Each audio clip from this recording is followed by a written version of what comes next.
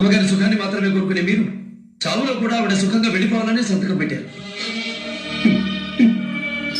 ప్రాణాలు పోయాల్సిన డాక్టర్లే ప్రాణాలు తీస్తున్నందుకు బాధపడట్లేదు. మీరెందుకు సార్ బాధపడతారు? Mister Durga Prasad, try to understand us. There is no way ఆవిడ బతుకుతుంది. నేను బతికేస్తాను. అక్షరాలు నేర్చిన దగ్గర నుంచి నేను అమ్మవారి భక్తుడు. నా తల్లి ఈ తల్లిని బతికిస్తుంది. నా పూజ ఈ అమ్మని బలిగిస్తుంది. నా వ్రతం అమ్మగారి మౌనవ్రతాన్ని ఛేదిస్తుంది.